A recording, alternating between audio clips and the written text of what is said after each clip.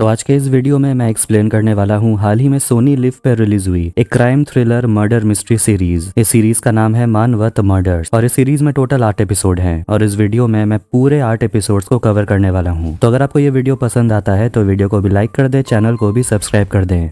तो कहानी की शुरुआत में हम एक औरत को देखते हैं जो अपने खेत में काम कर रही थी। उसी खेत के पास में एक बकरा मरा हुआ था। अब इसके बाद मुंबई के ऑफिसर ट्रेनिंग सेंटर में हम सीबीआई ऑफिसर रमाकांत कुलकर्णी को देखते हैं, जो कि सारे ऑफिसर्स को बता रहे होते हैं कि कोई भी 2 मर्डर एक जैसा नहीं होता और इसीलिए उसका इन्वेस्टिगेशन बिल्कुल वैसे ही तरह होनी चाहिए। और इसी तरीके को इस्तेमाल में लाकर उन्होंने कई सारे ऐसे केसेस सॉल्व किए हैं और कई खूनी को उन्होंने पकड़ा है। और वो कहता है बस खुद से 6 सवाल पूछो, तुम्हें हर चीज का जवाब मिल जाएगा। पहला ये है कि मरा हुआ इंसान है कौन। फिर हम उसी औरत को देखते हैं जो अपने खेत में काम कर रही थी और उसका नाम पार्वती है और उम्र 32 है। 2 लोग छुप के उस औरत पर नजर रखकर बैठे होते हैं और आखिर में उसे कुल्हाड़ी से मार डालते हैं। रमाकांत पूछता है दूसरा सवाल ये है कि उसके मरने की वजह क्या है। तीसरा सवाल खून कहाँ हुआ। जरूरी नहीं है जहाँ बॉडी मिली है वहीं खून हुआ हो। 2 हत्यारे पार्वती के बॉडी को खेत से दूर ले जाते हैं। रात के समय गांव वाले पहुंच जाते हैं पार्वती को ढूंढते हुए और एक पुलिस वाले को बॉडी मिल जाती है। चौथा सवाल ये है खून कब हुआ था। 5वां सवाल खून करने की वजह क्या हो सकती है और आखिरी सवाल ये खून किसने किया। अब इसके बाद उन्हें होम मिनिस्टर की तरफ से कॉल आता है और होम मिनिस्टर चाहते हैं मानवत में होने वाले खून को इन्वेस्टिगेट किया जाए, क्योंकि 1.5 साल में 7 खून हुए हैं। प्रेशर बहुत बढ़ रहा है और सरकार अभी भी एक भी कातिल नहीं पकड़ पाई। इसलिए मुंबई से सीआईडी की टीम को वहां भेजने के लिए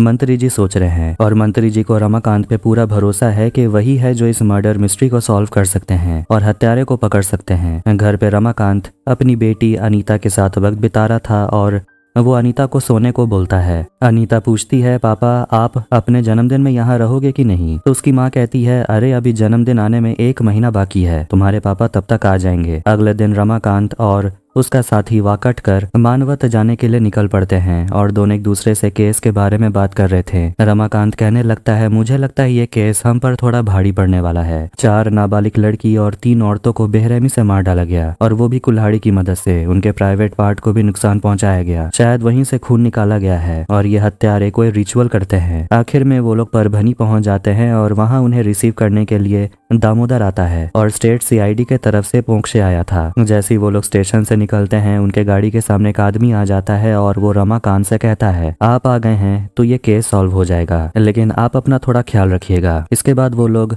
मानवत गांव जाने के लिए निकल पड़ते हैं और पोंक्षे बताने लगता है गांव में दहशत का माहौल है। सूरज ढलने के बाद औरतें घर से बाहर भी नहीं निकलती और पुलिस को तो कोई इज्जत ही नहीं देता। रमाकांत पूछता है आपने 2 लोगों को पकड़ा था तो उसका क्या हुआ। वो कहता है उत्तम राव और रुक्मिणी बाई। उत्तम राव अपना किराने का दुकान चलाता था और वो पॉलिटिक्स में जाना चाहता था और बड़े लोगों की जी हुजूरी करने के वजह से वो अच्छे पोजीशन में पहुंच गया और नगर पालिका का चेयरमैन बन गया है। उसकी पहली पत्नी से एक लड़का है जयंत। रुक्मिणी के मदद से उसने दारू का बिजनेस शुरू किया है। दामोदर उन सभी को रुक्मिणी के जात वाले गांव लेकर आता है जहां से मटन की बास आ रही थी। दामोदर कहता है ये लोग मटन बहुत खाते हैं और वो भी कच्चा। यहीं पर उत्तम राव रुक्मिणी से मिला था। उत्तम राव अपनी पत्नी के पेट की मालिश कर रहा था और तभी उसे मिलने के लिए एक वकील आता है। रुक्मिणी कहती है मैंने उसे बुलाया है। रमाकांत गांव में अपने गेस्ट हाउस पहुंच जाता है जहां वो ठहरने वाला था और वहां उसे सीनियर इंस्पेक्टर पारांजे मिलता है और यूसुफ से भी उसकी मुलाकात होती है जो वहां का केयर टेकर है। पोंक्षे उत्तम और रुक्मिणी के बारे में बताता है कि लोग कहते हैं कि उसके घर के पीपल के पेड़ के नीचे खजाना है और हर एक खून के बाद लोगों को उनके घर से तंत्र साधना की आवाज आती है, मगर दोनों को छोड़ दिया गया क्योंकि दोनों के खिलाफ गवाही देने को कोई तैयार ही नहीं था। फिलहाल वो दोनों परभनी में हैं, इसलिए हमारे इन्वेस्टिगेशन में उन दोनों की तरफ से कोई रुकावट नहीं होगी। दूसरी तरफ उत्तम और रुक्मिणी वकील से पूछने लगते हैं आखिर हम लोग यहाँ पर कब तक छुपे हुए रहेंगे, ऐसे बिजनेस कैसे चलेगा। वकील कहता है रुक्मिणी की बहन समिंदरी वो मानवत गांव में रहकर दारू का बिजनेस संभाल रही है, वो सब कुछ जानती है। वकील उसे बता देता है मुंबई क्राइम ब्रांच से एक ऑफिसर आया है रमाकांत कुलकर्णी, उसे थोड़ा इन्वेस्टिगेशन करने दीजिए, उसके बाद वो वापस चला जाएगा। तो आप लोग भी गांव आ जाइएगा। गेस्ट हाउस में सभी बताने लगते हैं कि गांव के सभी लोग उत्तम और रुक्मिणी के यहाँ पर अपनी जमीन गिरवी रखते हैं, इसलिए कोई भी उनके खिलाफ नहीं बोलता। अब बहुत लेट हो जाती है तो सभी लोग चले जाते हैं और अगले दिन सुबह 7:30 बजे मिलने का डिसाइड करते हैं। अब सुबह जाने से पहले रमाकांत यूसुफ से कहता है उसका कमरा जरा लॉक कर देने के लिए। उसके बाद वो पुलिस स्टेशन के लिए निकलता है, मगर तभी एक आदमी अपना मुंह छुपाकर रमाकांत के रेस्ट हाउस तक पहुंच जाता है। रास्ते में हम रमाकांत को देखते हैं जो बाकी ऑफिसर से पूछ रहा होता है कि क्या आखिर उन लोगों ने लिकर शॉप्स पे रेड मारने की कोशिश क्यों नहीं की। दामोदर बताता है कि वो लोग अपनी जगह बदलते रहते हैं, इसीलिए उन लोगों को पकड़ना बहुत मुश्किल है। रमाकांत कहता है अब अपने गेस्ट हाउस के कमरे को इंसिडेंस रूम बनाने का समय आ गया है। उसे मानवत गाँव का एक बड़ा सा मैप चाहिए और पुलिस स्टेशन में दत्ता नाम का एक आदमी आता है और कहता है किसी ने 2 दिन पहले उसकी मुर्गी चुराई थी और उसके मुंडी को काट कर उसने दत्ता के दरवाजे पर रख दिया। किसी ने काला जादू किया है। अब आखिर में पुलिस स्टेशन में रमाकांत पहुंचता है और वहां काफी अच्छे से उसका स्वागत किया जाता है और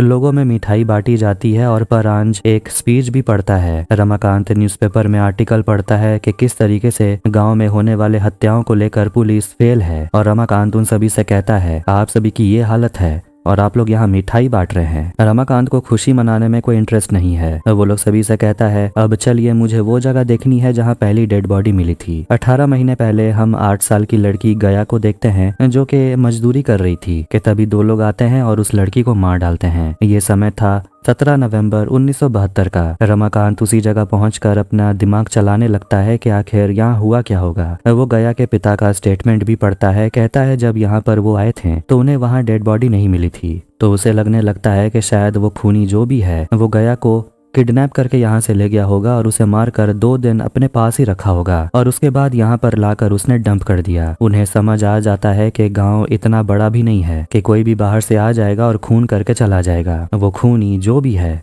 वो गांव में ही रहता है। फाइल में उस छोटी लड़की गया की फोटो नहीं होती। परांजे कहता है कि उन्होंने फोटो खींचा ही नहीं। रमाकांत पूछता है क्यों, तो वो कहता है क्योंकि यहाँ पर मुंबई पुलिस की तरह फोटोग्राफर नहीं है। जो शादी में फोटो खींचता है वही ये सब काम करता है। बाकी सारे मर्डर्स के फोटोज हैं। उन्हें वहाँ बीच में एक मंदिर नजर आता है जो सुनसान पड़ा हुआ था। परांजे बताता है कि ये मंदिर पांड्रिया का है। रमाकांत सोचता है ये कौन सा देवता है। परांजे बताता है कि गाँव वालों का मानना है यहाँ पर खजाना गड़ा हुआ है। रमाकांत कहता है गांव में ऐसी जितनी भी जगह है मैप में मार्क कर देना। फिर वो पूछता है कि अगर किसी को काला जादू करवाना है तो गांव में तांत्रिक कौन है। शुक्ला कहता है काचू पाकू। फिर रात के समय हम देखते हैं कि वही 2 लोग एक लड़की को उठा लेते हैं उस लड़की के घर के सामने से ही और वहां से वो भाग निकलते हैं और गांव वाले उनका पीछा करते हैं। तभी इस सब के बारे में रमाकांत को पता चलता है कि गांव वाले पागल हो गए हैं और उन्होंने एक बच्चे पकड़ने वाले को उन्होंने पकड़ लिया है। गाँव वाले उस लड़की को उठाने वाले आदमी को पेड़ से बांध देते हैं और ये सब कुछ समिंद्री देख रही थी। आखिर में वहाँ पर रमाकांत, परांजे सभी लोग पहुंच जाते हैं और परांजे उस आदमी को देखकर कहने लगता है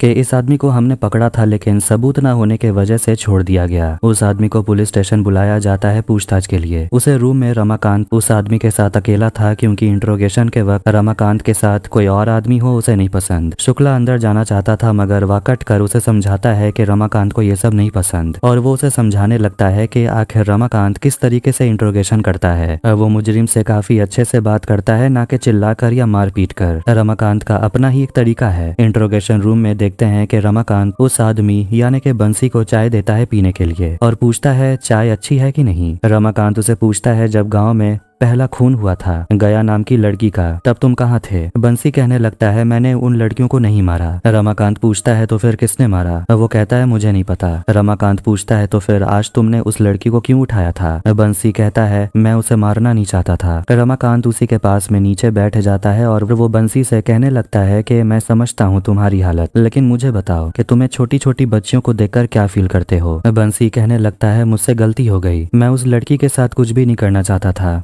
मैंने कभी किसी को नहीं मारा, अब गांव वाले मुझे नहीं छोड़ेंगे। इसके बाद वो बाहर आता है और पोंक्षे से कहता है 2 मर्डर के समय इसके साथ जो एलाबाइज थे उन्हें कंफर्म करो। और वो परांजे से कहता है बंसी एक पेडोफाइल है, उसके ऊपर चार्जेस लगाओ। पोंक्षे बताता है जब गया की बॉडी मिली थी तो उसके बॉडी पर रुई चिपकी हुई थी और रुई H4 टाइप की थी और ऐसी रुई गांव में सिर्फ उत्तम राव के पास मिलती है, इसीलिए उसे यकीन है कि उत्तम राव और रुक्मिणी बाई दोनों इस मर्डर में शामिल हैं। इसके बाद हम उत्तम राव और रुक्मिणी को देखते हैं और उत्तम राव समिंद्री पर बिल्कुल भी भरोसा नहीं करता और वो उनका गांव में बिजनेस संभाल रही थी, लेकिन रुक्मिणी कहने लगती है ऐसा मत बोल, वो मेरी बहन है। फिर अचानक से वो रोने लगती है और उत्तम राव उसे कहता है वकील ने कहा है कि ये केस हम जीतेंगे और हम गांव वापस चले जाएंगे और सब हमारा होगा। मगर रुक्मिणी कहती है कि मुझे खुशी तभी मिलेगी जब मेरा कोख भरेगा। फिर हम परांजय को देखते हैं जो समिंद्री से मिलने के लिए जाता है और उसे पैसे मांगता है, लेकिन उसे पैसे कम पड़ रहे थे, जिस पर समिंद्री गुस्सा हो जाती है और कहती है मेरे पास और नहीं है। परांजय कहता है कि मुंबई से ऑफिसर आया है रमाकांत, उसकी भी तो खातिरदारी करनी होगी, नहीं तो बेकार वो तेरे पीछे पड़ जाएगा।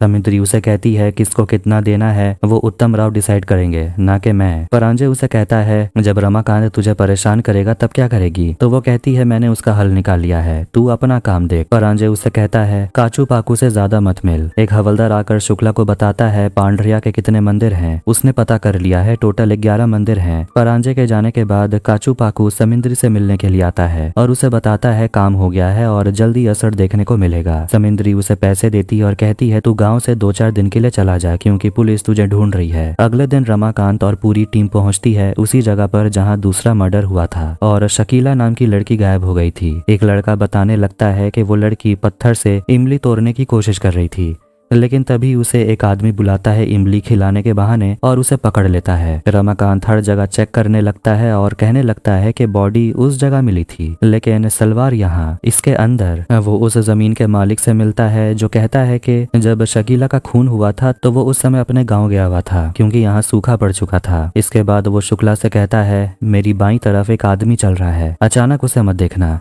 लेकिन पता लगाओ कि वो आदमी है कौन। शुक्ला उस आदमी को देखता है और रमाकांत उसे पूछता है कि ये श्रीरंग बरहाटे कौन है। शुक्ला कहता है गांव का एक आदमी है, मिल का मालिक है। रमाकांत कहता है मुझे उसे मिलना है। तभी उसे कुछ होने लगता है, मगर वो कहता है मैं ठीक हूँ। समिंद्री अपनी बेटी कमले को स्कूल छोड़ती है और वो स्कूल जाने का नाम नहीं लेती। समिंद्री उस टीचर जानवी को कुछ हिसाब करने के लिए दी थी, लेकिन जानवी कहती है हिसाब में बहुत गड़बड़ी है और उसके बाद से वो हिसाब नहीं करना चाहती। रमाकांत श्रीरंग से मिलता है और उसे पूछने लगता है ऐसा सुना है कि खजाना आपके जमीन में मिला, इसलिए आपने कुछ अजीब से तंत्र मंत्र करवाए थे। श्रीरंग कहता है मैं पढ़ा लिखा आदमी हूँ, ये सब नहीं मानता, लेकिन सारा गांव बोलता है कि मेरे ही खेत में खजाना है, इसलिए मैंने सोचा ट्राई करता हूँ। और ये तंत्र मंत्र किया काजू पाकू ने, मगर वो अभी कहाँ है ये नहीं पता। रमाकांत उसे पूछता है और डिटेल में बताने के लिए, तो वो डरने लगता है, कहता है तंत्र मंत्र में कुछ भी गलत नहीं हुआ, हमने तो सिर्फ एक बकरे की बलि को चढ़ाया। मगर वो तांत्रिक कह रहा था किसी औरत के खून का छिड़काव करना होगा, लेकिन मैंने उसे मना कर दिया। रमाकांत शुक्ला से कहता है तुम काचू पाकू को ढूंढो, जब से हम लोग इन्वेस्टिगेशन दोबारा से शुरू किए हैं तब से वो गायब हो गया है और ये कोई इत्तेफाक नहीं है। रात हो जाती है और खाने के वक्त समिंद्री अपनी बेटी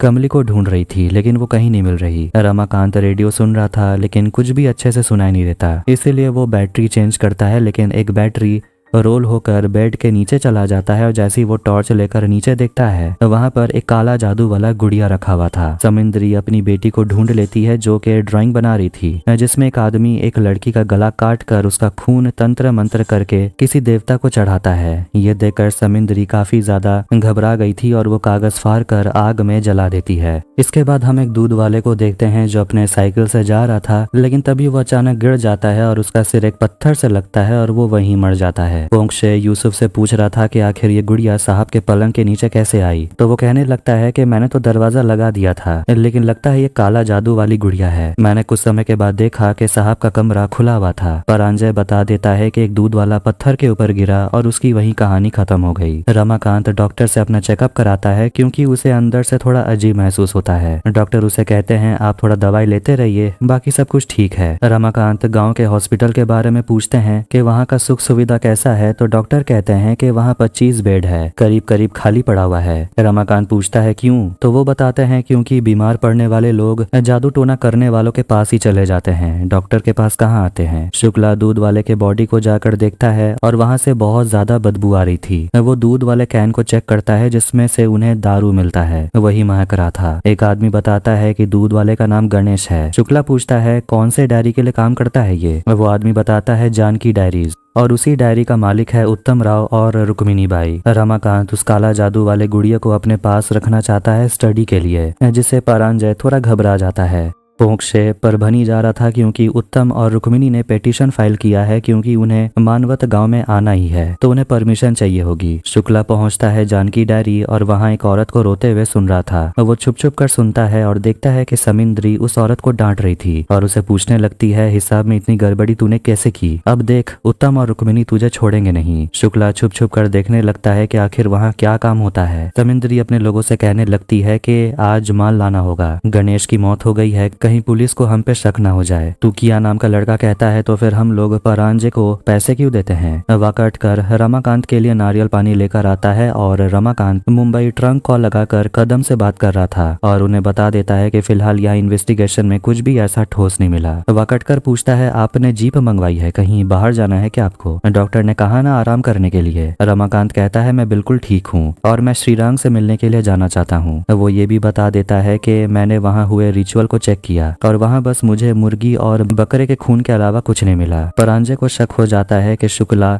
रुक्मिणी और उत्तम राव को एक्सपोज करके ही छोड़ेगा, इसीलिए वो हवलदार अंबादास को समझाता है कि शुक्ला पे नजर रखने के लिए। रमाकांत श्रीरांग से जाकर मिलता है और उसे काचू पाकू के बारे में पूछता है कि उसे मिला कैसे जाए। श्रीरांग बताता है कि उसके आदमियों को बताना पड़ता है कि आप उससे मिलना चाहते हैं और वो लोग संदेश काचू पाकू को जाकर देते हैं। रमाकांत एक प्लान बनाता है उस तांत्रिक को पकड़ने का और कहता है आपका निम गांव में एक जमीन है, काचू पाकू को बताइए कि आप वहां पर तंत्र विद्या करवाना चाहते हैं ताकि हम लोग उसे वहां पकड़ सकें। शुक्ला रात के समय कुछ हवलदार से मिलता है और उन्हें बताने लगता है कि मुझे बस तुम लोगों पर भरोसा है। इतने सालों से हम उत्तम राव के दारू की भट्टी को ढूंढने की कोशिश कर रहे हैं लेकिन वो कहीं नहीं मिला क्योंकि हम लोगों ने कभी जानकी डायरी पर रेड मारने का नहीं सोचा। वो लोगों को समझा देता है कल रमाकांत वाकटकर परांजय किसी काम से गांव से बाहर जाने वाले हैं और हम ये मौका देखकर जानकी डायरी में रेड मारेंगे। तुम सभी को परांजय जैसे ऑफिसर से डरने की जरूरत नहीं है क्योंकि अब वो हमारा बॉस नहीं है, रमाकांत हमारा बॉस है और समिंद्री ये सारे लीगल बिजनेस संभाल रही है। उसे अरेस्ट करेंगे और ये सब खत्म हो जाएगा। शुक्ला रात में घर जा रहा था तभी उसे अंबादास मिलता है और बताता है कि तुम्हारे कल के प्लान के बारे में मुझे पता चल गया, लेकिन तुम्हें जो करना है वो करो, मैं किसी को नहीं बोलूंगा। बदले में वो चाहता है कल जो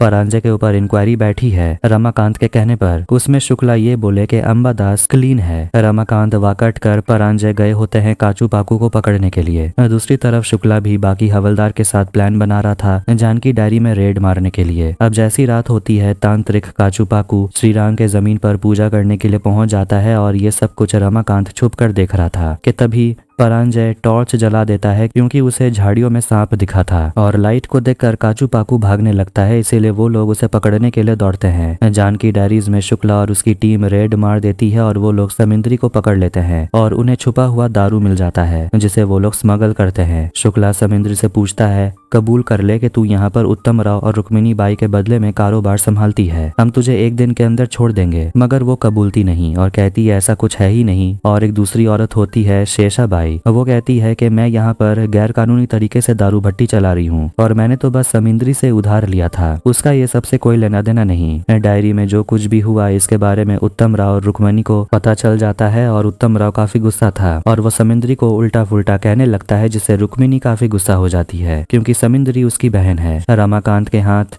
तांत्रिक नहीं लगा और वो लोग जब पुलिस स्टेशन वापस आते हैं तो देखते हैं अगले दिन न्यूज़पेपर में खबर छपी है कि पुलिस की आज 2 नाकामयाबी हुई है। दारू की भट्टी का पता लगाने पर भी वो लोग कनेक्शन नहीं ढूंढ पाए कि इसे उत्तम राव चलाता है। काचू पाकू को भी पुलिस नहीं पकड़ पाई। ये आर्टिकल लिखा था शेष राव ने जो कि लोकल जर्नलिस्ट है और वो उत्तम राव का चचेरा भाई है। दोनों भाइयों के बीच में जमीन को लेकर कोई विवाद है, इसीलिए वो अपने भाई के खिलाफ मतलब के उत्तम राव के खिलाफ आर्टिकल लिखते रहता है कि उन्होंने ही सारे खून किए हैं। शुक्ला बताने लगता है कि जब वो रेड मारने के लिए गया था तो शेषाबाई ने कहा कि वो लोग रेड नहीं मार सकते क्योंकि उन लोगों ने परांजे को हफ्ता दिया है, मतलब के परांजे इस सब में इन्वॉल्व है। वाकटकर शुक्ला से कहने लगता है कि तुझे आखिर अकेले में ये सब कुछ करने की क्या जरूरत थी, हम लोग तो एक दिन में आ ही जाते हैं और वैसे भी वो डायरी शेषाबाई के नाम से ही रजिस्टर्ड है। ये सबसे रमाकांत काफी गुस्सा हो गया था। फिर पोंक्षे वापस लौटता है और वो भी बुरी खबर देता है कि उत्तम राव और रुक्मिणी बाई को गांव में आने की परमिशन मिल गई है। जिसके तुरंत बाद हम उत्तम राव और रुक्मिणी बाई को देखते हैं जो अपने घर पहुंचते हैं और समिंद्री बाई उनका स्वागत करती है। रुक्मिणी पीपल के पेड़ के पास एक कपड़े से मिट्टी डालती है और उसकी पूजा करती है और वो यहाँ अपने घर आकर काफी खुश थी। अगले दिन जर्नलिस्ट शेष राव बरहाटे रमाकांत से मिलने के लिए आता है और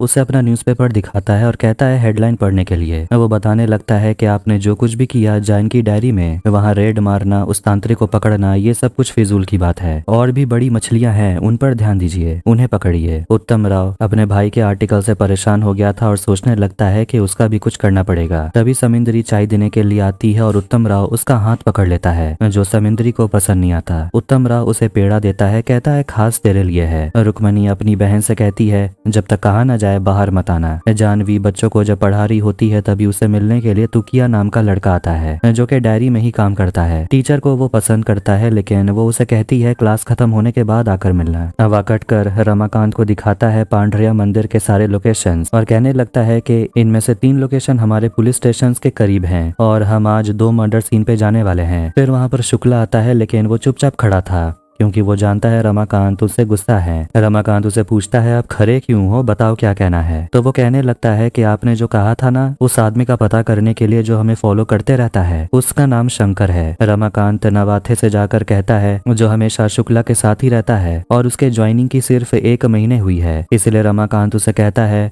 तुम्हें एक काम करना होगा, शंकर नाम का एक आदमी है, तुम्हें उस पर नजर रखनी है। वो क्या क्या करता है उसका सारा रिपोर्ट लाकर मुझे देना। रमाकांत के निकलते ही परांजय नवाथे से पूछने लगता है कि रमाकांत ने तुझे क्या कहा, तो वो बताने से मना करता है। परांजय गुस्से में उसे आंख दिखाता है लेकिन फिर भी वो कुछ नहीं कहता। वो बाहर आता है तो देखता है अंबादास रमाकांत को कुछ बताने ही वाला था लेकिन परांजय के सामने होने के वजह से अंबादास रमाकांत को कुछ नहीं कहता। रमाकांत तीसरा मर्डर लोकेशन देखने के लिए जाता है और फिर हम टीचर जानवी को देखते हैं और तुकिया उसके लिए भारी सामान ढो रहा था और बताने लगता है कि मेरे लिए एक दूसरी नौकरी ढूंढने के लिए और उसे एक्टिंग करना बहुत पसंद है और उसे जानकी डायरी में काम करना अच्छा नहीं लगता। टीचर पूछती है क्यों, वहाँ क्या काम होता है। उस तुकिया कहता है मैं उनके खिलाफ कुछ नहीं बोल सकता। इसके बाद हम तीसरे विक्टिम सुगंधा बाई को देखते हैं जो 35 साल की थी, जो पानी भरने के लिए आती है और उसे भी कुल्हाड़ी से मार दिया जाता है। अब 3 मर्डर में यही डिफरेंस है कि पहली 2 लड़कियां थी और ये पहली औरत है जिसका मर्डर हुआ। इस औरत के भी प्राइवेट पार्ट पर किसी शार्प से जख्म किया गया था लेकिन पहली 2 लड़कियों की तरह इस औरत का बलात्कार नहीं हुआ। और डिफरेंस है कि पहली 2 विक्टिम्स के बॉडी को मार के हटाया गया था मगर सुगंधा के साथ ऐसा नहीं हुआ। कोंक्षे कहता है चौथे विक्टिम नजीमा के साथ भी ऐसा ही हुआ, उसके बॉडी को हटाया नहीं गया था। नवाथे छुप छुप कर शंकर पे नजर रखता है। इसके बाद हम चौथे विक्टिम को देखते हैं नजीमा को, जो कि एक छोटी बच्ची है और उसे भी मार दिया गया था। रात के समय रमाकांत और बाकी लोग उसी जगह पहुंचते हैं जहां से नजीमा गायब हुई थी लेकिन नजीमा के डेड बॉडी से तंत्र साधना किया गया था जो कि बाकी विक्टिम्स के साथ नहीं हुआ। तंत्र साधना के फोटो को देखकर रमाकांत कहता है ये तो बंगाल की तरफ का लगता है, महाराष्ट्र में ऐसा कोई नहीं करता। वो लोग बात कर ही रहे होते हैं कि रमाकांत को एक पैटर्न समझ में आ जाता है कि जहाँ पहली 2 डेड बॉडीज मिली थी वो पांडरिया के मंदिर से आधे किलोमीटर के दायरे में ही मिली और तीसरा और चौथे विक्टिम्स की भी डेड बॉडी पांडरिया मंदिर के पास में ही मिली और 5वें विक्टिम को भी मंदिर के पास में ही देखा गया। मतलब कि मर्डर पांडरिया मंदिर के पास में ही होता है और उसे लगने लगता है कि इसमें सिर्फ उत्तम और रुक्मिणी नहीं बल्कि और भी कई बड़े लोग शामिल हैं। फिर हम शंकर को देखते हैं जो कि मंदिर में एक छोटी बच्ची पर नजर रखा हुआ था लेकिन शंकर पर नवाथे नजर बनाए हुए था। उत्तम राव अपनी माँ को खाना खिला रहा था और वो काफी टेंशन में था कि वो करेगा क्या क्योंकि परांजय को भी ट्रांसफर कर दिया गया था और रमाकांत का करना क्या है वो सोच रहा था। जिस पर उसकी माँ कहने लगती है उसे मार डाल और वो अकरा बकरा उकरा बरबराने लगती है। रमाकांत को पता चलता है कि काचू पाकू को शीलू में देखा गया है। वो वाकटकर से कहता है तुम शीलू के लिए निकलो। तभी वहां पर परांजय आता है और वो रमाकांत के पैर पे गिर जाता है और कहता है मुझे ट्रांसफर लेटर आया है, प्लीज मेरे साथ ऐसा मत करिए। और वो कहता है मैं अब कोई हफ्ता वसूली नहीं करूंगा और मेरा इस मर्डर से कोई लेना देना नहीं है। तभी रमाकांत को उत्तम राव का कॉल आता है। रमाकांत उत्तम राव के घर पहुंचता है और वो पेड़ के नीचे देखता है जहां पर पूजा किया गया था। उत्तम राव रुक्मिणी बाई रमाकांत का बहुत आदर सत्कार करने लगते हैं और उसे कहते हैं खाना खा कर जाइएगा मगर रमाकांत साफ साफ कह देता है कि मैं यहाँ ये सब के लिए नहीं आया, आपने कहा कुछ जरूरी बात करनी है। उत्तम राव कहने लगता है जब से हम यहाँ से गए हैं हमारे बारे में लोगों के बीच कानाफूसी शुरू हो गई है। वो लोग कहते हैं मर्डर के पीछे जो भी है आप उसे पकड़िए ताकि लोग हम पर शक करना बंद करें। हमारी मदद की जरूरत पड़ेगी तो हम तैयार हैं। रमाकांत कहता है आपकी मदद की जरूरत हमें नहीं पड़ेगी। वो वहाँ से जाने लगता है मगर उससे पहले रुक्मिणी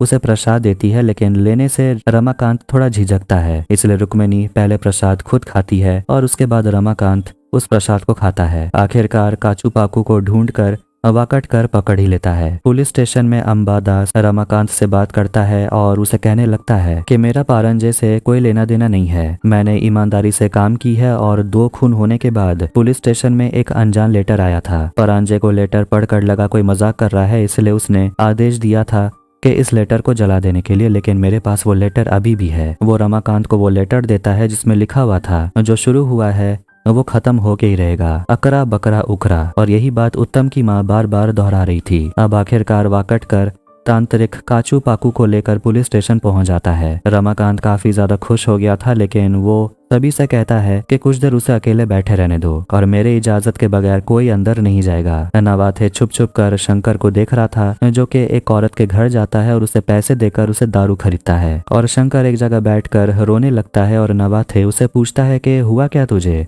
रो क्यों रहा है। नवाथे शंकर को दारू पिलाता है और उसे कहता है बताने के लिए कि हुआ क्या। वो गुस्से में कहने लगता है कि एक औरत के वजह से ये सारे खून हुए हैं, वो भी 15 रुपए और दारू के लिए। वो दारू पीकर बेहोश हो जाता है और आगे कुछ भी नहीं बता पाता। इधर पुलिस स्टेशन में कमरे में बंद रह रहकर काचू पाकू घबराने लगता है और वो चिल्लाने लगता है, लेकिन रमाकांत बाहर में शांत बैठकर अपनी किताब पढ़ रहा था। रमाकांत ये जानकर नवाथे को डांटने लगता है कि उसे शंकर पर नजर रखने के लिए कहा गया था, लेकिन वो उसके साथ बैठकर दारू पी रहा था। और वो कहने लगता है कि शंकर ने खुद कहा ये सारे मर्डर्स दारू के लिए हो रहे हैं और 15 रुपए के लिए, और मुझे शक है शंकर भी इन सब में शामिल है, आप उसे अरेस्ट कर लीजिए। रमाकांत पूछता है किस जुर्म में, तुमने भी वही गलती की जो शुक्ला ने की है। इसके बाद वो अंदर जाकर काचू पाकू से मिलता है और उसे पानी देता है पीने के लिए। फिर वो बाहर आकर वाकटकर से कहता है कि मुझे 5वां और 6ठा विक्टिम कलावती और हलीमा के परिवार से मिलना है। 5वीं विक्टिम कलावती को देखते हैं जो कि ब्रिज के नीचे काम कर रही थी। तभी ब्रिज के ऊपर 2 लोग आते हैं और ऊपर से पत्थर नीचे गिराकर उसका सिर फोड़ देते हैं, जिससे कि कलावती वहीं मर जाती है। अब उसी जगह रमाकांत पहुंचता है और किशन राव से बात करता है जो कलावती का पति है। किशन राव बताने लगता है कि वो उस दिन बाजार गया हुआ था, लेकिन जब वो घर वापस आया तो उसकी पत्नी कलावती घर पे नहीं थी। उसने सोचा कि कहीं काम करने गई होगी, लेकिन शाम हो गई और वो वापस नहीं आई। तब वो सभी लोग गए पुल के नीचे देखने के लिए और उन्हें वहाँ पर कलावती की लाश मिलती है। उसकी लाश जहाँ पर मिली थी उसके बगल में ही पांडरिया की मंदिर भी थी। रमाकांत किशन से कहता है तुम और कुछ बताना चाहते हो जो पुलिस रिकॉर्ड में नहीं लिखा हो। किशन कहने लगता है प्रकोप के वजह से उसकी पत्नी मर गई, देवी के प्रकोप से उसकी पत्नी की मौत हुई। वो कहने लगता है कि उसके कोई बाल बच्चे नहीं है, इसलिए उन लोगों ने देवी से कहा था कि वो हर हफ्ते मंगलवार को बकरा काटेंगे, लेकिन गांव में सूखा पड़ गया और खाने के लिए कुछ था ही नहीं, तो बकरा कहां से लाते। इसीलिए उसकी पत्नी पर देवी का प्रकोप पड़ गया और उसकी मौत हो गई। रमाकांत को इस सब पे यकीन नहीं होता। अब हम हलीमा को देखते हैं जो कि 10 साल की बच्ची थी और वो गांव में भूसा बेच रही थी, लेकिन दाम ज्यादा होने की वजह से कोई खरीदता नहीं। उसके अब्बू आते हैं, कहते हैं 50 पैसे में कोई खरीदता है तो दे देना, मैं वहाँ केरोसिन के लाइन में खड़ा हूँ। फिर हम रमाकांत को देखते हैं जो हलीमा के घर पहुँचते हैं और पोंक से रिपोर्ट पढ़ता है। कहता है कि उस दिन हलीमा भूसा बेचने के बाद वापस अपने घर चली गई थी। हलीमा के अब्बू कहते हैं वो घर वापस आई ही नहीं। रमाकांत कहता है पुलिस के पास क्यों नहीं गए, मगर उसे पुलिस पर यकीन ही नहीं था, क्योंकि 5 मर्डर पहले हो चुके थे और पुलिस की तरफ से कुछ हुआ ही नहीं था, तो वो लोग अब क्या करते। वो बताता है 2 दिन के बाद अंबा दास आया था कहने के लिए कि हलीमा की बॉडी मिली है। छोटी बच्ची के बदन पे 48 घाव मिले थे। उत्तम राव रमाकांत को लेकर काफी टेंशन में था, क्योंकि काचू पाकू भी पकड़ा गया और कभी भी उत्तम राव का भी भांडा फूट जाएगा। रुक्मिणी कहती है रमाकांत का कुछ तो करना पड़ेगा। समिंद्री इस समय नहीं पढ़ना चाहती थी, लेकिन उसे डर था कहीं वो दोनों उसकी बेटी कमले को नुकसान न पहुंचाए, इसीलिए वो पूछती है मुझे करना क्या है। रमाकांत वापस आता है काचू पाकू से मिलने के लिए, लेकिन वो यहाँ बंद है। फिर भी गांव में एक लड़की किडनैप हो जाती है। रमाकांत काचू पाकू को गुड़िया दिखाता है और कहता है कि मेरे कमरे में तूने आखिर ये क्यों रखा। वो कहता है मैंने ये सब नहीं किया और मैं आपके खिलाफ कुछ क्यों करूंगा, मेरे जैसे बहुत है यहाँ, जैसे कि गणपत सावले, मैं उन सब से दूर ही रहता हूँ। रमाकांत पूछता है तेरा और परांजे के बीच कुछ है क्या, वो तेरी हमेशा मदद क्यों करता है। काचू पाकू कहता है कि वो मेरी मदद नहीं करता, मैं तो उस रात वहां से भाग गया था क्योंकि श्रीरांग ने मुझे कहा था पुलिस आई है और भाग जा। रमाकांत उसे पूछता है उत्तम राव ने तुझसे मदद मांगी थी खजाना ढूंढने के लिए। काचू पाकू बताने लगता है कि उत्तम राव की माँ उल्टा पैदा हुई थी और जो उल्टा पैदा होते हैं उनके सपने सच होते हैं, और उत्तम राव की माँ उन्होंने अपने सपने में देखा था सोने से भरा हुआ एक मटका। वो हमेशा उसके सपने में आता था और कहता है मुझे बाहर निकालो। इसलिए उत्तम राव ने काचू पाकू को बुलाया था और कहा था उसकी माँ को चुप कराना है तो किसी तरह इस खजाने को ढूंढना होगा। रमाकांत पूछता है लेकिन इसके लिए इंसान की बलि दी जाती होगी, तूने भी किया क्या। मगर वो कहता है मैंने किसी की बलि नहीं दी। रमाकांत कहता है पर तूने वहाँ पूजा तो की। फिर हम उस हत्यारे को देखते हैं जो लड़की को पकड़ के जंगल में ले आता है और कहता है मेरा नाम धरिया बुआ है और मैंने 7 खून किए हैं और तू 8वीं है। इधर काचू पाकू बताता है कि उसने पूजा की थी खजाना ढूंढने के लिए नहीं, बल्कि इसीलिए ताकि रुक्मिणी को बच्चा हो। वो 35 साल की हो गई है और उसे बच्चा नहीं हो रहा। डॉक्टर वगैरह सब कुछ दिखा लिया, इसीलिए रुक्मिणी काचू पाकू के पास आई थी। रमाकांत पूछता है पूजा का कोई असर हुआ? वो कहता है नहीं। रमाकांत उसे लेटर दिखाता है जो दूसरे मर्डर के बाद आया था। कहता है उसमें लिखा हुआ है अकरा बकरा उकरा। इसका मतलब क्या है? लेकिन ये तो काचू पाकू को भी नहीं पता था, पर वो कबूल कर लेता है कि उसे कोई तंत्र विद्या नहीं आता। वो तो बस ऐसे ही लोगों को बेवकूफ बनाता है और पूजा पाठ करते रहता है और जानवरों की बलि चढ़ाता है और कहने लगता है कि मेरा इन मर्डर से कोई लेना देना नहीं है। फिर हम उसी छोटी लड़की को देखते हैं जिसे मुखौटा वाला आदमी पकड़ लेता है, लेकिन वो बच निकली थी। उसका नाम है मंगला, जो पुलिस स्टेशन पहुंच जाती है और बताती है कि हत्यारे का नाम है दारिया बुआ। रमाकांत उस लड़की से बात करता है, लेकिन मंगला इतनी ज्यादा सदमे में थी कि वो कुछ बोल ही नहीं पाती।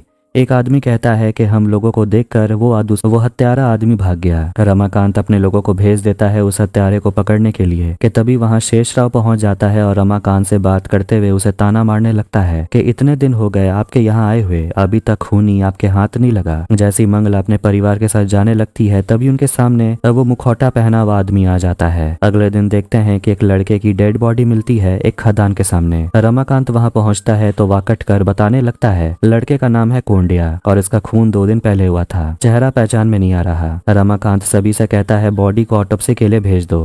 तभी वहां मुंबई से कदम आता है और कहता है क्राइम ब्रांच के यहाँ होने के बाद भी एक और खून हो गया, तुम्हारी क्या ही इज्जत रह जाएगी। रमाकांत उसे पूछता है मेरे लिए कोई अपडेट है? वो कहता है होम मिनिस्टर की तरफ से आपको ऑर्डर आया है, आपको मुंबई वापस जाना होगा क्योंकि अभी तक मानवत मर्डर का कोई हल नहीं निकला और आपको मुंबई वाले केसेस को भी तो सॉल्व करना है। रमाकांत 1 हफ्ता मांगता है और कदम कहता है ठीक है, मैं डिपार्टमेंट को बोलूंगा कि 5 दिन के अंदर केस सॉल्व हो जाएगा, शायद कुछ मदद हो जाए। फिर वो लोग सोचने लगते हैं कि 1 हफ्ते में आखिर वो लोग केस सॉल्व करेंगे कैसे। रात के समय देखते हैं मुखौटा लगाने वाला आदमी एक आदमी को मारने के लिए पहुंच जाता है, लेकिन वो आदमी उससे लड़ने लगता है और आवाज सुनकर गांव वाले भी पहुंच जाते हैं और आखिर में वहां पुलिस भी आ जाती है, जिससे कि मुखौटा वाला आदमी कुछ कर नहीं पाता और शुक्ला उसे पकड़ लेता है और उसका मुखौटा हटाता है और चौंक जाता है और पता चलता है कि वो मुखौटे वाला आदमी कोई और नहीं बल्कि तुकिया था। शुक्ला उसे पुलिस स्टेशन ले आता है पूछताछ करने के लिए और वो बिल्कुल रमाकांत की तरह उससे इंट्रोगेशन कर रहा था और पहले उसे पानी पीने के लिए देता है और आराम से उसे पूछने लगता है तूने मर्डर क्यों किया, मगर तुकिया कहता है कि वो सिर्फ रमाकांत से ही बात करेगा। अब शुक्ला अपने पुराने रूप में आ जाता है गुस्से में और वो उसे मारने ही वाला था कि तभी वहाँ रमाकांत आ जाता है। शुक्ला कहता है मैंने इसे हाथ भी नहीं लगाया। रमाकांत उसे पूछता है कि तुम आखिर ऐसा भेष बनाकर क्यों घूम रहे हो, किसी ने कहा था ऐसा करने को, तुम्हें फिल्म में एक्टिंग करनी है क्या? रमाकांत खड़ा हो जाता है तो तुकिया डरने लगता है, मगर वो उसे कहता है मैं तुम्हें मारूंगा नहीं क्योंकि उसका कोई फायदा है नहीं, तुम अपने जाति के खिलाफ कुछ बोलोगे नहीं। शुक्ला डॉक्टर से मिलने के लिए गया था जो कोंडिया का ऑटोप्सी कर रहे थे और बताते हैं कि इसे भी कुल्हाड़ी से मारा गया है, लेकिन 2 तरह के कुल्हाड़ी से। फिर वहाँ पर कोंडिया का भाई आता है और वो अपने भाई को देखकर रोने लगता है। रमाकांत नवाथे को कहता है कि दोबारा से शंकर पर जाकर नजर रखने और वो उसे पूछता है हमारे पास जब्त किया हुआ चरस गांजा है क्या? शुक्ला के पूछने पर कोंडिया का भाई बताता है कि उसकी माँ कोई और नहीं बल्कि शेषाबाई है जो अभी जेल में बंद है रेड पड़ने के बाद। शुक्ला उसे पूछता है तूने अपने भाई को आखिरी बार कब देखा? तो वो कहता है 2 दिन पहले समुद्री के घर में, वो वहीं काम करता था। कोंडिया को समुद्री ने बकरियों को देखने के लिए रखा था, लेकिन एक बकरी भाग गई थी, इसलिए वो उसे कहती है जाकर उसे ढूंढ कर लाने के लिए, लेकिन कोंडिया अकेले नहीं जाना चाहता था, मगर वो उसे जबरदस्ती कहती है जाने के लिए, नहीं तो वो उसे मार डालेगी। ये सब सुनकर शुक्ला हैरान हो गया था। तभी वहाँ पर एक आदमी सोपन आता है और वो समुद्री के यहीं पर काम करता था। कोंडिया उसे गले लगाकर रोने लगता है और सोपन उसका मामा है। शुक्ला कंफ्यूज हो जाता है और वो सोचने लगता है कुछ तो गड़बड़ है। अब इसके बाद टीचर मतलब के जानवी पुलिस स्टेशन आती है और रमाकांत पे चिल्लाने लगती है कि आखिर आपने तुकिया को जेल में क्यों बंद करके रखा है। रमाकांत उसे बताता है कि उसने अपना भेष बदलकर एक लड़की को मारने की कोशिश की, तो वो कोई मासूम आदमी नहीं है, पर मुझे ऐसा लगता है कि वो इस केस से जरूर जुड़ा हुआ है और हम उसे बिल्कुल भी जेल में नहीं रखना चाहते, लेकिन वो अपना मुंह खोलेगा तब तो हम उसे छोड़ेंगे। जानवी कहती है मैं उसे बात करती हूँ, वो मुझसे कभी झूठ नहीं बोलता। रमाकांत उसे चिट्ठी देता है, कहता है कि तुकिया से इस बारे में पूछना, लेकिन वहाँ पर शुक्ला आता है और बताता है कि कोंडिया सिमिंद्री के यहाँ पर बकरियों का ख्याल रखने के लिए जाता था, शायद उसी ने उस लड़के को मारा है।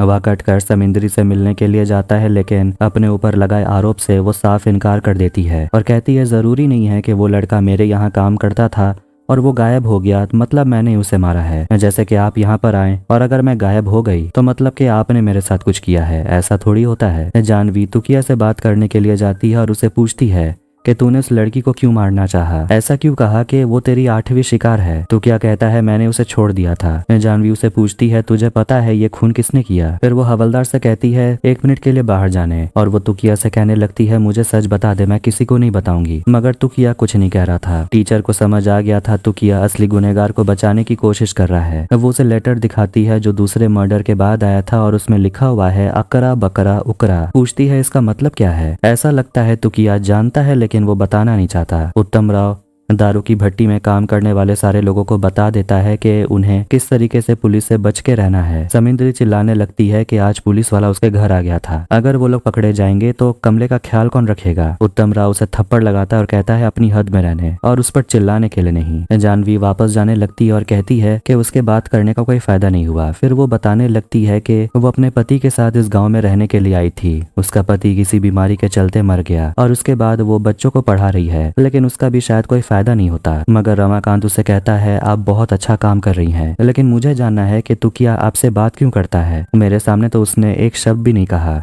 वो कहती है शायद वो मुझे अपने बराबर समझता है। नवाथे शंकर के साथ होता है और वो उसे दारू पिलाता है और गांजा भी देता है और उसे मर्डर से जुड़े सवाल पूछने लगता है और कहता है कि अगर तुम एक मर्डर में शामिल हो तो सरकारी गवाह बन जाओ, मैं तुम्हें बाहर निकलवा लूंगा। शंकर रोते हुए कहने लगता है कि मैंने किसी लड़की को नहीं मारा, लेकिन उससे और भी बड़ा पाप हुआ है।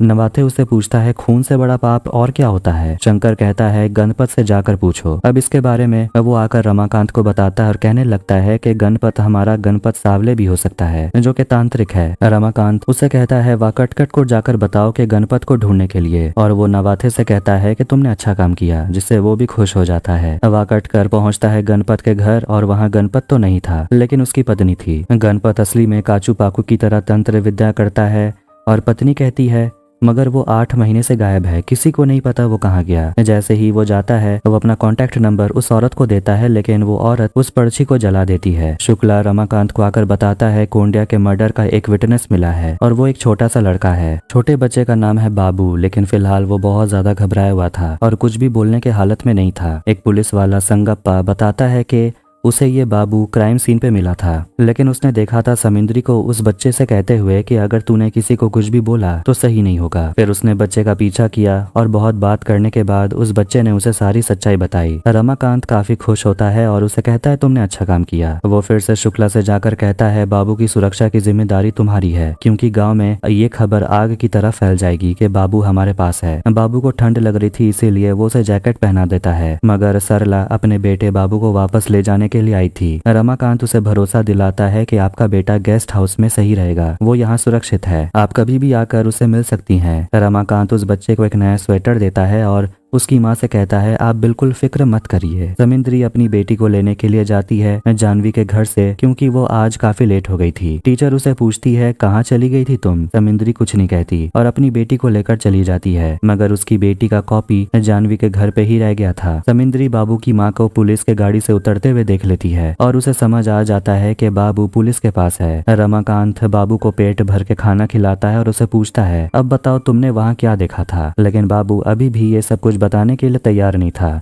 इसीलिए रमाकांत बच्चे के साथ बाहर आता है टहलने के लिए और वो बाबू के साथ बातें करने लगता है। बाबू को स्कूल जाना बहुत पसंद था, मगर रमाकांत उसे कहता है कि गांव में जो हो रहा है स्कूल तो बंद रहेगा और तुम ही हो जो ये सब कुछ रोक सकते हो, तो बताओ तुमने क्या देखा था। तो वो बताने लगता है कि वो घर जा रहा था, तभी उसे कोंडिया देखने को मिला जो काफी रो रहा था। बाबू उसे पूछता है आखिर तुझे हुआ क्या। कोंडिया कहता है कि समिंद्री की बकरी खदान में चली गई है, मुझे किसी भी तरह उसे लाना होगा। बाबू अपने घर जाने लगता है, तभी उसे रास्ते में समिंद्री मिलती है जो कि 2 आदमी से बात कर रही थी, और ये देखकर समिंद्री उसे पकड़ लेती है और पूछती है तू मुझ पर जासूसी कर रहा था। वो उसे खींच कर वहाँ से ले जाती है और उन 2 आदमियों के हाथ में कुल्हाड़ी होती है, मतलब कि ये वही 2 आदमी है जो खून करते हैं, और वो चले जाते हैं कोंडिया को मारने के लिए। समिंद्री बाबू को समझाने लगती है कि गांव वालों के खिलाफ तू मत जा, तुझे पता है ना कि अगर तू इनके खिलाफ जाएगा तो ये लोग तेरे साथ क्या करेंगे। समिंद्री ये सब कहते हुए रोने लगती है, क्योंकि कहीं ना कहीं वो भी इस सब चीज में फंस चुकी है। वो उसे पैसे देती है और उसे जाने को बोलती है। रमाकांत बाबू से कहता है तुमने जो मेरे सामने कहा ठीक वैसे ही तुम्हें कल मैजिस्ट्रेट के सामने कहना है, फिर तुम अपने घर चले जाओगे और तुम स्कूल भी जा पाओगे। बाबू की माँ को रुक्मणी के पास लाया जाता है और वो उसे पूछने लगती है तेरा बेटा पुलिस के पास क्यों है।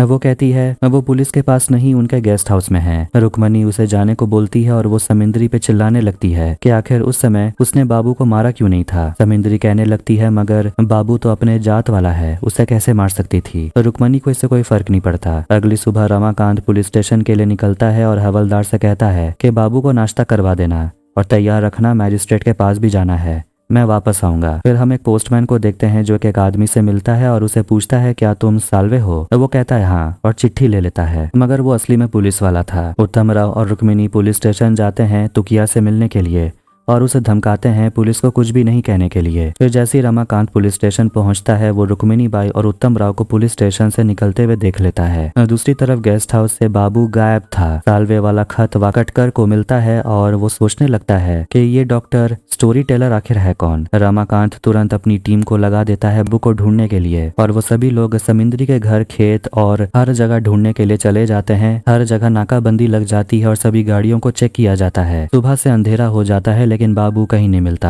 तभी रात के समय रमाकांत को वही दो आदमी देखने को मिलते हैं जो कुल्हाड़ी लेकर बाबू को मारने ही वाले थे कि रमाकांत उन्हें रोक लेता है मगर उसके बंदूक में गोली नहीं होती और वो लोग बाबू को मार डालते हैं। लेकिन ये तो बस रमाकांत का बुरा सपना था। वाकटकर रमाकांत को बताता है सावले के घर पे एक खत आया था और अब वो जल्दी पकड़ा जाएगा। उसके इलाके में हमारे जासूस फैले हुए हैं। जानवी जैसे ही तैयार होकर स्कूल जाने के लिए निकलती है वो कमले का कॉपी ले लेती है लेकिन उस कॉपी में कुछ ऐसा था जिसे देखकर वो हैरान हो गई थी। वो तुरंत पुलिस स्टेशन पहुंचती है और रमाकांत को बताती है आपके पास दूसरे मर्डर के बाद जो लेटर आया था वो हैंडराइटिंग और समिंदरी की बेटी की हैंडराइटिंग सेम है। जरूर समिंदरी ने यह खत अपनी बेटी से लिखवाया होगा। सभी लोग हैरान हो जाते हैं कि आखिर समिंदरी पुलिस को मर्डर के बारे में बताना क्यों चाहती होगी। फिर वो तुकिया से जाकर बात करती और उसे पूछती है बाबू को किसने रखा होगा, मगर वो कुछ भी नहीं कहता। जानवी उसे कहती है कब तक इस तरह अपना मुंह बंद करके बैठा रहेगा। तुकिया कहता है मैंने उनका नमक खाया है, मैं उनके खिलाफ कुछ भी नहीं बोलूंगा। जानवी वहां से जाने लगती है तभी तुकिया कहने लगता है कि मेरे सिर पर जो निशान है वो कैसे लगा, मेरे से पूछो। वो बताने लगता है कि जब वो जेल में था तो एक कैदी था प्रेम चोपड़ा। एक दिन उसके सिर में उसने स्क्रू ड्राइवर घोप दिया। दोनों में काफी दुश्मनी थी लेकिन दोनों आपस में मिलकर गांजे का बिजनेस चलाते थे और जब जेल में चेकिंग होती थी तो तुकिया के पास में गांजा नहीं मिलता था मगर पुलिस वाले को पता था प्रेम चोपड़ा उसका दुश्मन है तो उसके पास गांजा नहीं होगा। लेकिन असली में प्रेम चोपड़ा के पास ही गांजा होता था। ये सब कुछ रमाकांत को वो आकर बता देती है और उसे समझ नहीं आ रहा था कि आखिर तुकिया ये सब कहना क्या चाहता था। रमाकांत शेषराव से मिलने के लिए जाता है और उसे पूछने लगता है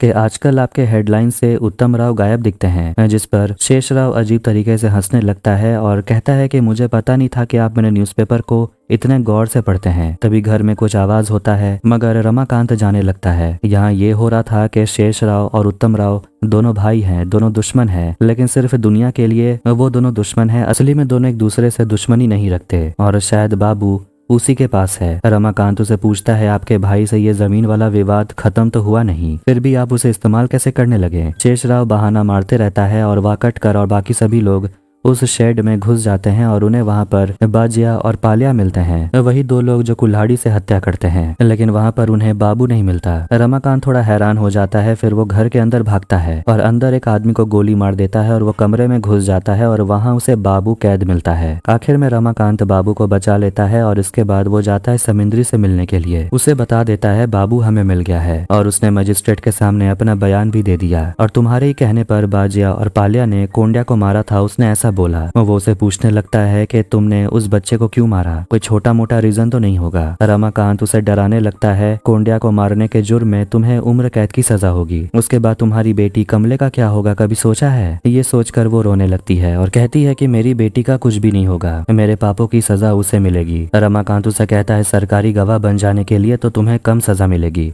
और मैं तुम्हारी बेटी के लिए सारी व्यवस्था कर दूंगा, वो अपनी पढ़ाई पूरी कर पाएगी। तो अब ये बताओ कि 7 खून किसने किए हैं, कौन कौन शामिल था और किस वजह से ये सब हुआ और इसमें तुम्हारा क्या लेना देना था। मगर वो फिर भी नहीं मानती और कहती है कि उस लड़के ने मेरी बकरी चुराई थी इसलिए मैंने उसे मार डाला और मुझे फांसी दे दीजिए। अब इसके बाद समिंदरी को अरेस्ट कर लिया जाता है और रमाकांत शुक्ला से कहने लगता है कि कल मैं मुंबई चला जाऊंगा। रमाकांत कपड़े पैक करने लगता है और कहने लगता है कि हमें पता लगाना था कि वो 7 खून किसने किए, लेकिन हम लोग फेल हो गए। वह कट कर कहने लगता है कि हमें अभी भी हार नहीं माननी चाहिए, मगर रमाकांत थक चुका था और कहता है कोई भी सच बताने को तैयार है ही नहीं। सोचा था समिंदरी सब कुछ बताएगी, लेकिन वो भी हमारी कोई मदद की नहीं है। फिर वो उसे भेज देता है सोने के लिए, क्योंकि कल सुबह उनकी ट्रेन है। लेकिन तभी उनके दरवाजे पर कोई जोर से खटखटाने लगता है। अब आखिर में रमाकांत अपने घर मुंबई वापस आ जाता है। उसकी पत्नी भी उसे पूछने लगती है, मैंने तो सुना ही नहीं कि केस सॉल्व हो गया और तुम घर वापस आ गए। मगर वो कुछ कहना नहीं चाहता और वो आराम करने लगता है। लेकिन जब उसे होश आता है तो उसकी पत्नी कहती है कि कल दोपहर से आज सुबह हो गई, तुम रात के खाने के लिए भी नहीं उठे, क्या हो गया है तुम्हें? और गांव में क्या कुछ हुआ था क्या? मगर वो कुछ भी नहीं कहता। फिर वो अपने ऑफिस पहुंचता है और कदम उसे बताता है कि कल आपकी हियरिंग थी कोर्ट में और होम मिनिस्टर भी आपको पूछ रहे थे। लेकिन तभी वो बताता है कि कल रात उसे मिलने के लिए शुक्ला आया था, जिसने कहा समिंदरी ने लॉकअप में हल्ला मचा दिया है, बोल रही है कि वो आपसे मिलना चाहती है।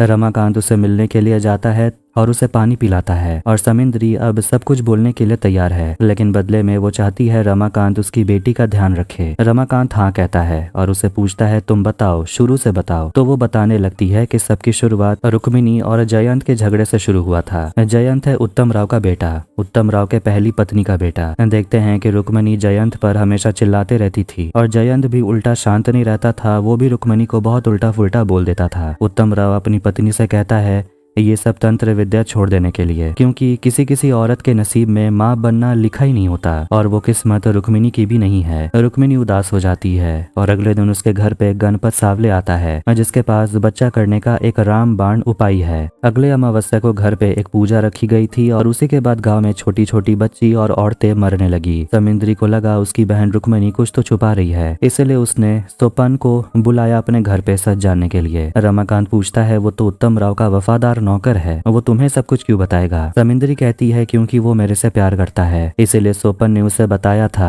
गणपत के पास कोई उपाय था और वो रुक्मिणी का बच्चा करवा सकता है। इसीलिए वो लोग गणपत को उठा लेते हैं और पुलिस स्टेशन ले आते हैं और उसे पूछने लगते हैं कि आखिर वो रुक्मिणी के घर में क्या करने के लिए गया था, और अगर वो नहीं बताएगा तो मर्डर केस के जुर्म में वो उसे अंदर करवा देगा। अब डर के मारे वो बताने लगता है काचू पाकू हर किसी के घर में पूजा करवाने के लिए जाता रहता था, इसीलिए गणपत को ज्यादा कस्टमर नहीं मिलता, इसीलिए वो बड़ा हाथ मारने के लिए रुक्मिणी के घर पे गया और वो बस अपना धंधा करने के लिए गया था। वो बताता है कि उसे शंकर से सुनने को मिला था कि रुक्मिणी बाई का बच्चा नहीं हो रहा। फिर वो कहने लगता है कि वो पूरे गांव में बहुत फेमस हो गया था और रुक्मिणी बाई प्रेग्नेंट क्यों नहीं हो रही थी ये पता करने के लिए मुझे एक पूजा करनी थी, लेकिन उसने पहले शंकर से मदद ली। और देखते हैं कि जब घर पे पूजा हो रहा था तो वो रुक्मिणी बाई और उत्तम राव से कहता है कि इस घर में एक बुरी शक्ति है और वो शक्ति क्या चाहती है ये जाने बिना हम आगे नहीं बढ़ सकते। उसके लिए मुझे किसी को एक माध्यम की तरह इस्तेमाल करना पड़ेगा। शंकर माध्यम बनने के लिए मान जाता है और वो भी नाटक करने लगता है तांत्रिक की तरह, और वो किसी के बस में होने का नाटक करता है और रुक्मिणी से कहने लगता है कि जब तक मुझे तुम लोग शांत नहीं करते इस घर में किसी का भी वंश आगे नहीं बढ़ेगा। रुक्मिणी घबराकर पूछती है आपको चाहिए क्या? तो वो कहता है उस पीपल के पेड़ के नीचे मुझे बैठा और हर दिन रात दिया जला, इतना ही नहीं बच्चियों की बलि चढ़ानी होगी। अब ये सब सुनकर गणपत थोड़ा सा घबरा जाता है, लेकिन वो दोनों से कहता है आपने सुन लिया तो आपको बलि चढ़ानी होगी और उसके प्राइवेट पार्ट से खून निकालकर बुरी शक्ति को चढ़ाना होगा। रुक्मिणी सभी से कहने लगती है तुम लोगों ने सुन लिया ना, पंडित ने क्या कहा, जो करना है वो तो करना ही होगा, मुझे बच्चा चाहिए। उत्तम राव से कहता है तू पागल हो गई है क्या, ऐसे बच्चा थोड़ी पैदा होता है। मगर वो पेड़ के सामने दिया जलाती है और छोटी बच्चियों को मारने के लिए सोपन और यशवंत को पैसे देती है और वो लोग सबसे पहले गया को मारते हैं। उत्तम राव ने उनसे वादा किया था कि वो उन्हें 15 रुपए और दारू देगा, इसलिए वो लोग ये काम करने के लिए मान गए। गणपत कहने लगता है मैंने तो सोचा था पूजा करके वहाँ से निकल जाऊंगा और किसी के अंदर इंसान की बलि चढ़ाने की हिम्मत तो होगी नहीं, मुझे ऐसा ही लगा था। लेकिन तभी पहली बच्ची को मारकर उसका खून निकालकर रुक्मिणी ने गणपत को बुलाया। ये देखकर तो उसकी हालत ही खराब हो गई थी, लेकिन फिर भी उसने नाटक कंटिन्यू रखा और वो सोपन से कहने लगता है कि खून इस आत्मा को चढ़ाना है और डेड बॉडी पांढरिया के मंदिर के पास छोड़ देना है। मगर उत्तम राव और रुक्मिणी को लगा कि शायद एक बलि चढ़ाने से उन्हें ज्यादा फायदा नहीं मिलेगा, इसलिए उन्होंने दूसरा मर्डर किया, लेकिन इससे भी कोई फायदा नहीं हुआ। इसलिए उत्तम राव गणपत पे बहुत चिल्लाने लगता है, मगर गणपत उन्हें कहने लगता है मैंने कहा था कुंवारी लड़की का खून चढ़ाना है, लेकिन यशवंत ने उन लड़कियों का रेप किया, कहाँ से मिलेगा रिजल्ट? उत्तम राव से कहता है मैं तेरे से कोई पूजा पाठ नहीं करवाने वाला, तूने कहा था पैसा वापस करेगा तो पैसा वापस कर। गणपत कहने लगता है आपकी माँ से मैंने बात की और वो उल्टा पैदा हुई थी और वो जो कहती है सब सच होता है। उन्होंने कहा इस पीपल के पेड़ के नीचे खजाना गड़ा हुआ है और वो आत्मा जो पेड़ पे रहता है वो उस खजाने का रक्षा कर करके थक चुका है और उसी का प्रकोप आपकी पत्नी पर पड़ा है, इसीलिए खजाना निकालो और उस आत्मा को रिहा करो और बदले में वो रुक्मिणी का कोख भर देगा। अब रुक्मिणी फिर से उसकी बातों में आ जाती है और उत्तम राव से कहती है कि अब उन्हें पीछे नहीं हटना चाहिए। फिर 8-10 दिन के बाद गणपत वापस आता है एक बंगाली बाबा से काला जादू सीखकर, अकरा बकरा उकरा, और उसी ने कहा था अब एक लड़की की नहीं बल्कि एक औरत की खून की जरूरत होगी। टोटल 11 बलि देना पड़ेगा। रुक्मिणी को बच्चा चाहिए था और उत्तम राव को खजाना, तो दोनों मान गए।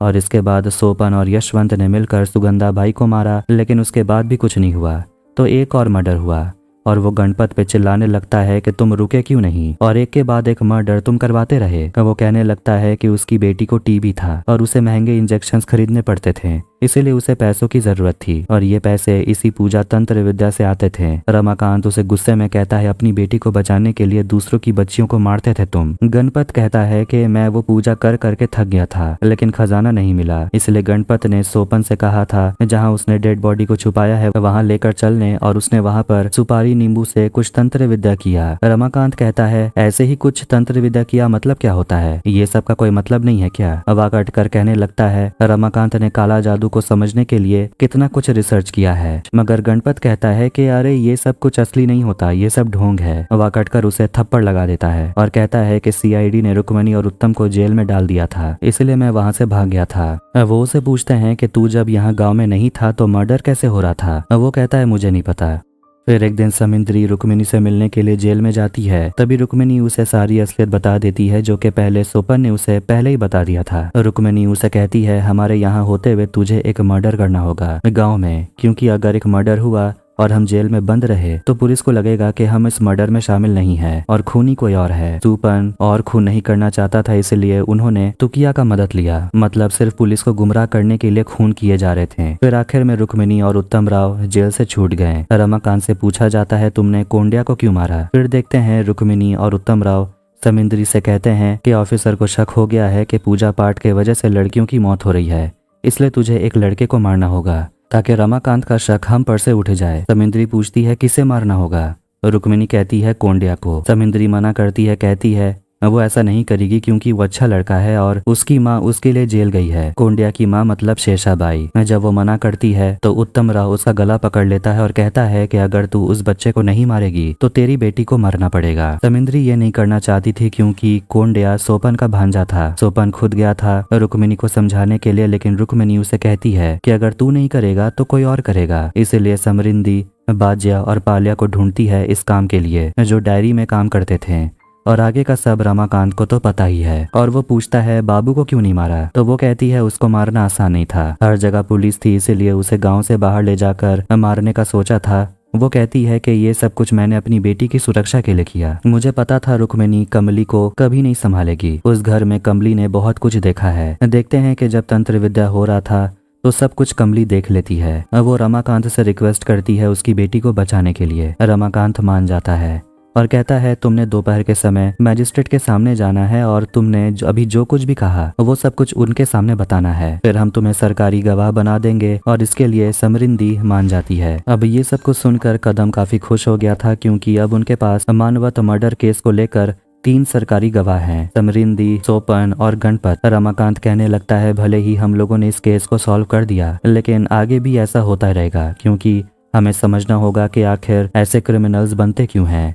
उनके आसपास के सराउंडिंग्स को भी हमें देखना होगा। आखिर में रुक्मिणी और उत्तम को इतने सारे मर्डर करने के जुर्म में अरेस्ट कर लिया जाता है। कमले का ध्यान रमाकांत रख रहा था और गणपत को सजा मिलती है और सोपन और तुकिया को फांसी दे दी जाती है। समरिंदी भी जेल में अपनी सजा काट रही थी मगर रमाकांत कमली को ले जाता है उसे मिलाने के लिए, जिससे कि वो भी खुश हो जाती है। और इसी के साथ ये कहानी यहीं पर एंड होती है। तो आपको ये वीडियो कैसा लगा कमेंट करके जरूर बताएं। वीडियो पसंद आया तो वीडियो को भी लाइक कर दें, चैनल को भी सब्सक्राइब कर दें।